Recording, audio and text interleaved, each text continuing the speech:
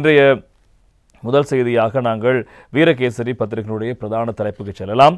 வாக்கெடுப்பின்றி புதிய பிரேரணை நாளை நிறைவேறும் சாத்தியம், இன மோதல் எனும் பதத்தை மீளவும் உட்சேர்த்து புதிய வரைவு சமர்ப்பிப்பு என்பதாக வீரகேசரி பத்திரிகை பிரதான தலைப்பிடுவதை நாங்கள் காணக்கூடியதாக இருக்கிறது. இலங்கை தொடர்பில் பிரித்தானியா தலைமையிலான இணை அனுசரணை நாடுகளால் இலங்கையில் நல்லிணக்கம், பொறுப்புக்குரல் மற்றும் மனித உரிமைகளை மேம்படுத்தல் எனும் தலைப்பிலான புதிய பிரேரணையின் இறுதி வரைவில் இனமோதல் என்ற சொற்பதம் மீண்டும் சேர்க்கப்படுகிறது. அந்த பிரேரணை நாளைய தினம் 6ஆம் தேதி ஐக்கிய நாடுகள் மனித உரிமைகள் பேரவையில் சமர்ப்பிக்கப்பட இருப்பதோடு வாக்கெடுப்பின்றி நிறைவேற்றப்படும் என எதிர்பார்க்கப்படுகிறது. ஐக்கிய நாடுகள் மனித உரிமைகள் பேரவையின் 60வது கூட்டத்தொடர் கடந்த 8ஆம் தேதி ஜெனீவாவில் ஆரம்பமாகிற நிலையில் அது தொடர்பான விடயங்கள் தொடர்ச்சியாக பேசுபொருளாக மாறியிருந்தது. இக்கூட்டத்தொடரின் போது நிறைவேற்றும் நோக்கில் பிரிட்டன் தலைமையிலான கனடா, மலாவி, மாண்டினீக்ரோ மற்றும் வட மெசடோனியா உள்ளிட்ட இணை அனுசரணை நாடுகளால் இலங்கையில் நல்லிணக்கம், பொறுப்புக்குரல் மற்றும் மனித உரிமைகளை மேம்படுத்தல் எனும் தலைப்பில் தயாரிக்கப்பட்டுள்ள இலங்கை தொடர்பான புதிய பிரேரணையின் முதலாவது வரைவு கடந்த மாதம் 9ஆம் தேதி வெளியிடப்பட்டது. அதனைத் தொடர்ந்து அப்பிரேரணை தொடர்பில் கடந்த மாத நடுப்பகுதியில் உத்தியோகபூர்வமற்ற கலந்துரையாடலில் பங்கேற்ற இலங்கையின் பிரதிநிதிகள் உள்ளிட்ட தரப்பினர் தமது மாற்று அபிப்பிராயங்களை முன்வைத்திருந்தார்கள். இவ்வாறான பின்னணியில் இலங்கை தொடர்பான இணை அனுசரணை நாடுகளின் புதிய பிரேரணை முதலாம் கட்ட மீளாய்வுக்கு உட்படுத்தப்பட்டு திருத்தங்கள் உள்வாங்கப்பட்டன. எனவே பிரேரணை கடந்த மாதம் இறுதியில் மீண்டும் வெளியிடப்பட்டது.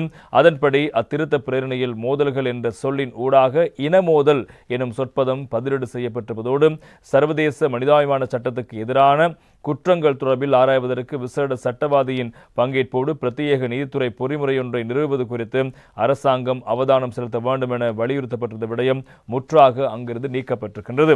இருப்பினும் அத்திருத்த பிரேரணை பாதிக்கப்பட்ட மக்களின் நீதிக்கான கோரிக்கையை நீர்த்து போகச் செய்யும் விதமாக அமைந்திருப்பதாக பல்வேறு தரப்பினராலும் கடும் விமர்சனங்கள் முன்வைக்கப்பட்டன. அதனை அடுத்து நாளைய தினம் சமர்ப்பிக்கப்பட உள்ள பிரேரணையின் இறுதி வரைவில் இனமோதல் என்ற பதம் மீண்டும் சேர்க்கப்பட்டிருப்பதோடு அது சார்ந்த விடயதானம் பின்வருமாறு திருத்தப்பட்டிருக்கிறது.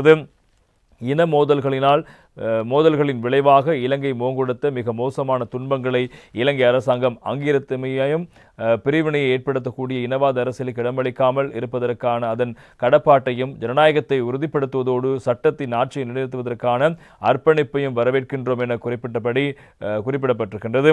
இவ்வாறான ஒரு பின்னணியில் இப்பிரேரணை நாளை திங்கட்கிழமை பேரவையில் சமர்ப்பிக்கப்படவிருக்கிறது. அதன் போது பேரவையில் இப்பிரேரணையின் உள்ளடக்கத்தை நிராகரித்து இலங்கை எதிர்ப்பை வெளிப்படுத்தினாலும் அப்பிரேரணையின் நிறைவேற்றுவதற்கு வாக்கெடுப்பை கோராது என எதிர்பார்க்கப்படுகிறது.